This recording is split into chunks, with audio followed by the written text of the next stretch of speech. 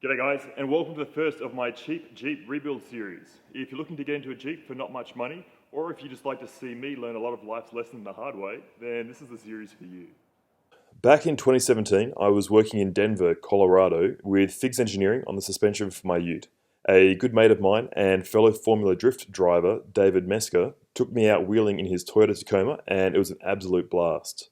It was interesting experiencing wheeling like this for the first time because, unlike drifting, where it's 20 seconds of crazy adrenaline and then the run is over, with wheeling it was almost as much fun, but it lasted for hours. I don't know that I've had sore cheeks like that from smiling so much in a very long time. That memory stuck with me, and last year I had the great idea that I'd like to see more of the US while I'm here than just the racetracks and highways.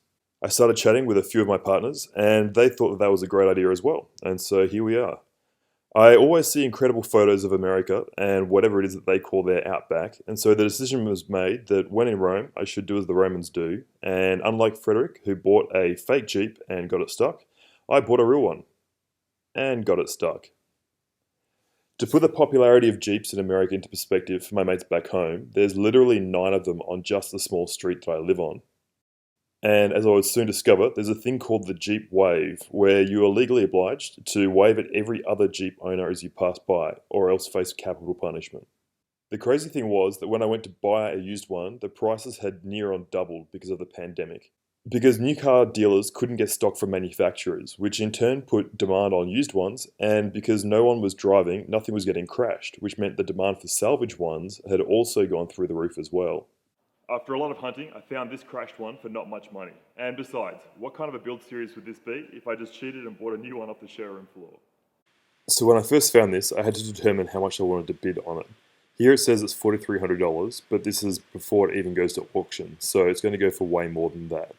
It was listed as a run and drive. Here they specify that means that it could be put into gear, which it could. It says that it's capable of moving forward under its own power, which it could. And it also mentions that there's no guarantee, representation, blah blah blah, that it's in roadworthy condition, etc. etc. So far, everything was looking pretty promising because it looked like, at best, maybe it would need a fender and maybe a couple of tabs to be bent into position and things like that, which is entirely possible with my skill set and what my workshop's set up for. I was trying to avoid one that had serious panel damage or a lot of panel beating work required, because I am great at doing that for drift missiles and stuff like that, but for a semi-respectable looking street car, that's definitely not my forte. So with that in mind, I decided to pay the extra $30 and get an advanced vehicle report done. It took about a day, and they came back with a whole lot of walk-around videos and a couple of extra pictures. To be honest, it didn't really tell me all that much. All it showed is that that fender that was missing was actually sitting on the back seat, which was kind of handy, and a quick search online showed that that would save me maybe $150 on getting repaired. Other than that, the walk-around videos didn't really show too much. The camera operator kind of flashed under the front of the car, and what I could see was that it looked like maybe the steering box was blown, but other than that, it didn't really tell me too much more. So with that in mind, I decided it was worth the hour and a half drive from our shop to go and see it myself. And when I arrived, man was I surprised.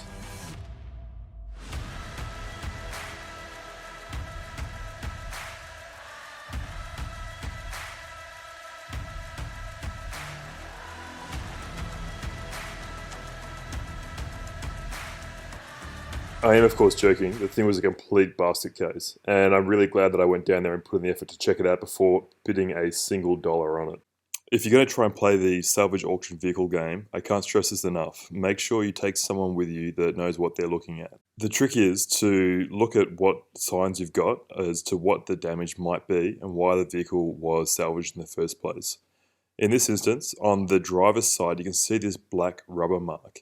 That to me suggested that maybe the axle was bent or the hub assembly was bent and the passenger side tyre was getting pushed into the chassis rail, thus causing that rubber witness mark. On the driver's side chassis rail, there's no rubber witness mark like that on the chassis rail, which kind of backed up my thought that maybe the axle was bent on the passenger side where the collision had occurred. Looking at it underneath was really hard to tell. There was a lot in the way, like the differential and supporting arms and things, but maybe if I closed one eye and squinted at it, I could see there was a little bit of a banana in there, but again, it was super hard to tell. Looking at the power steering box in the videos, I could tell that that was going to be broken, and it did. The pitman arm also looked like maybe it had a little bit of a bend in it, but given it's a cast piece, it's very unlikely that would have bent too much, because generally cast stuff just snaps. It's really not that flexible. Looking at the supporting assembly for the axle, you could see here that it's also snapped and a little bit bent, so that also reinforced my idea that maybe that front axle had a bit of a banana-ing in it. Looking down at the passenger side front suspension, you can see that that coil spring kind of looks like it's leaning towards the left a little bit, which is the back of the vehicle, which again kind of supports my theory that maybe that axle's bent and that whole front right corner of wheel, hub, axle and supporting arms has been pushed in slightly. I had a quick look online, and even secondhand from a wrecking yard, that axle was about $3,500. So that combined with supporting arms and a wheel and maybe the power steering box would definitely be enough for this vehicle to be a write-off in the eyes of an insurance company.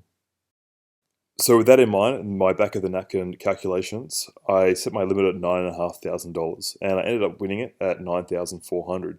I did my best due diligence to figure out what I thought the extra fees and charges and things could be, but even after I'd won it, there was still a few in there that I couldn't have pulled up using their calculator. $9,400 plus there's a $1,500 buyer's fee, virtual bid fee, gate, sales tax, etc., etc. So all up, it was $11,740, which is a bit more than I was hoping to pay, but also the cheapest one that I could find anywhere in the US with the 3.6 litre engine was $20,000 at the time. So even though it was a bit more than I wanted to pay, I was near on half anywhere else I could find one. Because of the height of the Jeep, I couldn't fit it in my 40-foot enclosed trailer that I use for Formula Drift, so I had to rent this open deck one from U-Haul for $60. I threw it behind my truck, fired down there, and got it lifted onto the back. I got it back to my shop, and then the fun began trying to get it off the trailer. So the interesting part about getting this in is going to be the fact that there's no steering. Hopefully the wheel arches there kind of act as a bit of a bump stop and help guide the rear wheels in. You can see it's super snug on both sides there. So hopefully the fact that it has no steering doesn't hinder it too much and I can just bump it straight into the workshop. And this thing will start.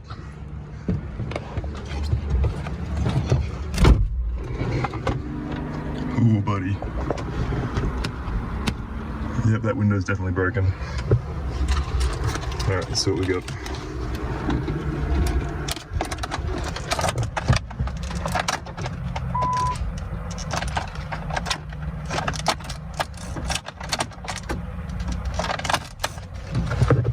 Before I get that Jeep into the workshop, I need to put a new battery in it. I've gone with the Duralast Platinum AGM. This is the exact same type of battery that I run in the Eurofighter and Formula Drift, and I've run for the past 3 years in my Ford F-250. In fact, that takes 2 of these because it's such a beast. I'm running this one because it's AGM, it doesn't spill, so I already know that we're going to be doing some pretty ridiculous things in the Jeep. So having that kind of reliability and also AGM, non-spill, it's got to be a good thing for off-roading applications. Just a single 10mm down there that holds the battery down into place, and then 2 10mm up here, and hopefully she'll start. A fair bit of corrosion on the terminals there. I probably won't have too much time to clean that off just now because it's about to start raining, but as soon as I get into the workshop I'll give that some attention and see if we can't clean that up a bit. You can see how corroded these terminals are, so I'm just going to have to give it a quick wire brush and try and get some of that off, hopefully get a nice contact on the battery, and with any sort of luck this thing will start. I've got the first one on there, nice and clean on the inside and tightened down. You can see just how filthy these things are. The stuff's just caking off everywhere, there's corrosion falling all over the engine bay. She's in and ready to rumble. The thing that I really love about AutoZone is the fact that I ordered this thing from my phone app about 30 minutes ago and it was already sitting here at the door of my shop by the time I got back. So much of a time save not having to go down to a shop and faff around trying to find the right part. Just order it on the app and it's at your door a few minutes later. It's amazing. I think this is something I could definitely get used to. There's no need to use loading ramps because of the ground clearance on this thing. You can just back it straight up against the curb and drive the Jeep straight off the trailer. No scraping and messing around like on drift cars or time attack cars. That is going to be a highlight on this for me, I can tell. The channels are clean and tightened down.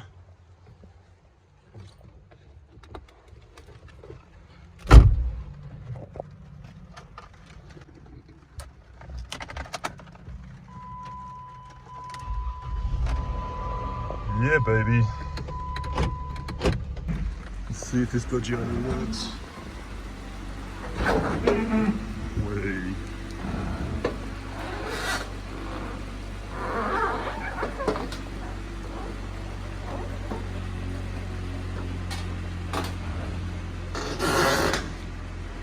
I have to jump out and manually turn that wheel.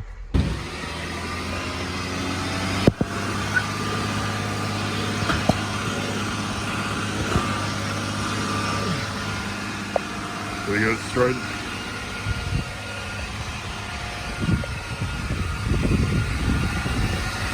This one still looks pretty good.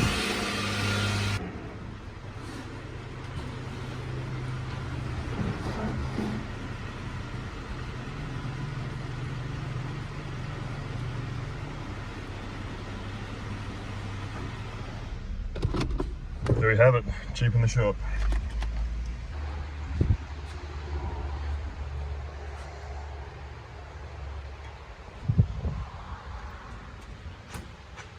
Not too bad at all.